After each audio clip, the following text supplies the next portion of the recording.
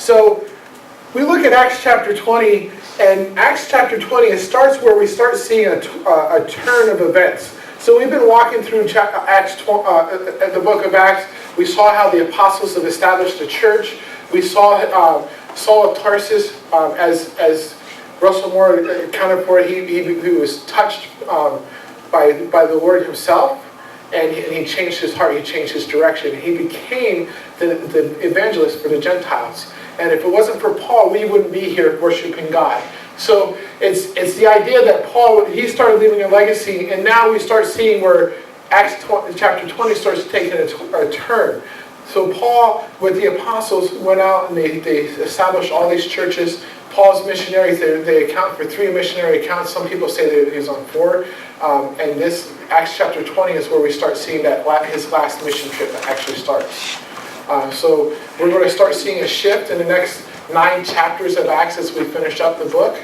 So the next 9 weeks or so, we're going to see how God used Paul, and he just reestablished the legacy he left behind. So, in the first 12 verses, what we see is that leaving a legacy means carrying on even in times of struggles. Now, I know that we talked about some of the struggles the apostles have endured over the time, but I think it's fascinating as we start to see this turn that Paul continues on in the struggles, and even in those struggles that he continues on, he's still making sure the legacy of Christ is left behind. So let's start in verse 1. After the uproar had ceased, Paul called the disciples to himself, embraced them, and departed to go to Macedonia. Now when he had gone over that region and encouraged them with many words, he came to Greece and stayed there 3 months. And when the Jews plotted against him as he was about to sail to Syria, he decided to return through Macedonia. And Sopater of Berea accompanied him to Asia. Also Aristarchus and Secundus of the Thessalonians, and Gaius of Derbe, and Timothy, and Tychicus, and Trophimus of Asia. These are a lot of hard words to pronounce, a lot of hard names to pronounce, right? But understand, again, the names, there's importance in the names. Each name has a meaning behind them. But it's cool that when you see already, what we see is that Paul, the first thing he did, as the uproar, we're talking about the uproar, remember in Acts chapter 19, and they were making money off of her because they were building silver statues to her, and because these guys are coming in and preaching the gospel, they were leading them away from her, and they were losing in sales. And so they were like, they put him on trial, they put Christ on trial. And so now what we see is after the uproar died down, Paul called the disciples that were with him, and he embraced them, he hugged them.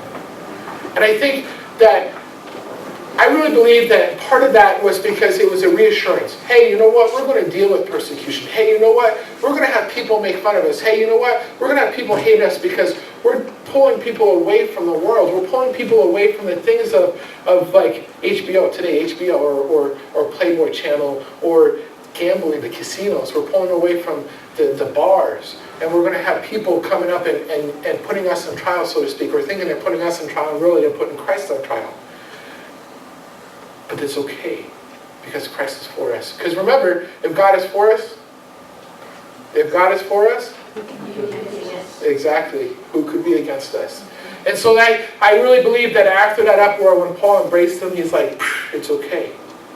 It's okay, we're here. We're here together. We may be a small band of brothers, but we're going to stick together because Christ is reminding us this is what we're supposed to do. And then what we see is that now he's going back to Macedonia, and you know, this is kind of like we see this series of events in this first 4 verses. We see dead. Now remember, we have to remember that the way that the scripture is written, it's not this happened and this happened and this happened, that it matter of minutes or matter of days. There's some time that went on, because even here it said he stayed in one area. He stayed in Greece for 3 months, and then when they plotted against him, as he was about to, as it says here, he's about to sail to Syria, he decided to return to Macedonia. And when he did, he had these guys accompanying him. And it's cool to see that it talks about, where's that one guy? Sopater of Berea accompanied him to Asia. Do you remember what we talked about the Bereans? that we want to be Bereans because the Bereans didn't take what the guys were teaching them to heart. They went and searched scriptures daily to make sure what was being taught was true. It's cool to see a Berean accompanying Paul to help enforce what he's teaching. It's kind of like, I'm trying to think of the word. It's kind of like he's an advocate to say, hey, look, this guy is true. We spend time every day looking in the scriptures to see what he's teaching is true. So this guy is somebody who's honoring God. So you want to listen to him. So this is an endorsement. That's what I'm thinking. This is an endorsement. So it's cool to see that Paul had this endorsement. So we'll pick back up in verse 5. These men going ahead waited for us at Troas. But we sailed away from Philippi after the days of the unleavened bread. And in 5 days joined them at Troas, where we stayed 7 days. Now on the first day of the week, when the disciples came together to break bread, Paul, ready to depart the next day, spoke to them and continued his message until midnight. You know, so many times I hear people talk about, that series is too long. And it may not be big with this fellowship, but it may be other churches. Do you know that there's churches today that still meet all day long? And not only do they meet all day long, but they meet almost every day of the week, if not every day of the week. And some people complain about that. And I wonder why. You know, the thing that we need to focus on is that God's Word needs to be in us constantly. And it's so cool that there's churches who are willing to meet all day. And I think that's one of the reasons why we have a desire as this fellowship that we have the public meals that we have before some services and afterwards, is so that we have that extended time of fellowship, so that we can encourage and talk about, hey, this is what I learned. Hey, this is what I need prayer for. It's just the idea that we continue to build up each other. Now, I'm not saying that we should have church all day, every day, where we can run and hide, because we're to be out in the world. We're just going to be spreading the word, okay? But what I am saying is it's cool that we have that opportunity. We should continue to desire to have that opportunity to come together always and to say, hey, let me live on you. Hey, I have a struggle. Hey, do you know so-and-so? Is there some way we can bless them? There's so-and-so struggling. Is there some way we can bless them? So here's Paul. He's teaching till midnight. These guys in the early church, right, they didn't have any concept. They didn't worry about what time it was. All they knew is that they came together and they taught each other. They talked about scriptures. They prayed together. They didn't care if they went all day, all night, all day, all night. Some people probably dozed off and got to rest and woke up and, okay, what did I miss? What did I miss? That's. But it's interesting to know that these guys were willing to be together for a long time, but we see today's church. It's an hour and a half. Okay, so he should be done in the next minute or two.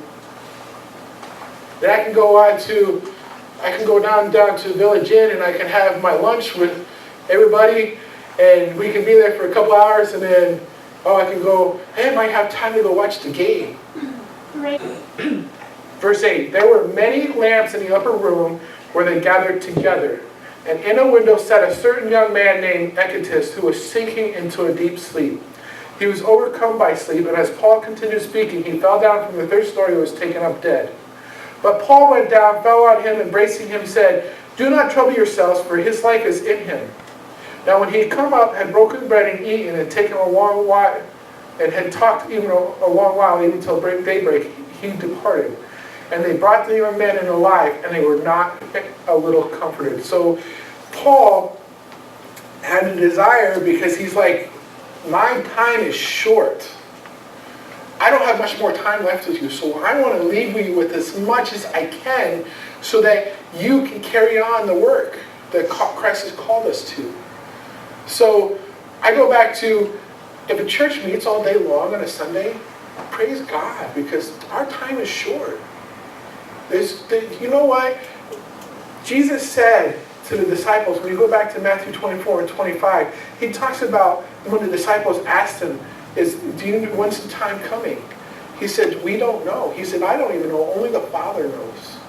He also talked about, there's a couple times where there's a couple of parables he gave about the time. One of them, he talks about the thief that comes in the night. He said that the thief comes in, and he said, we can't stay up all day or all night long watching for a thief. So we have to be prepared as if there's a thief coming in. He talked about the brides and 10 bridesmaids. There was 5 who were prepared and there were 5 who were not. There were 5 who had extra oil and there was 5 who had just enough oil to get them through, and they were that, well, I have enough time to go down to the store and buy some more. And when the bridegroom came, guess what? They were left out. We need to be ready. Our time is short. And not only do we need to be ready, but we need to pass it on to the next person, to the next generation. Sometimes that next generation may be somebody who's a little bit older than we are, or much older than we are, who just became and joined us in the faith. But we need to pass it on. We have fallen asleep. And I'm talking about we as the church have fallen asleep, the church body. We forgot where we came from. Jesus talks about losing your first love, right? In Revelation, it's the idea of we need to remember what was our past. Not so that we can carry it on and become a victim. Because first of all, let me touch something on there. In order to avoid being a victim, we need to learn how to forgive. And I believe that that's the reason why when Peter came to Jesus and said, how many times we're supposed to forgive our brothers? And he said 7 times, and Jesus said, no, 7 times 70. We need to be willing to forgive so that when we are willing to forgive somebody who wrongs us, even when they may have intently hurt us, we don't become a victim. We don't hold on to that. Life is too short to hang on to that.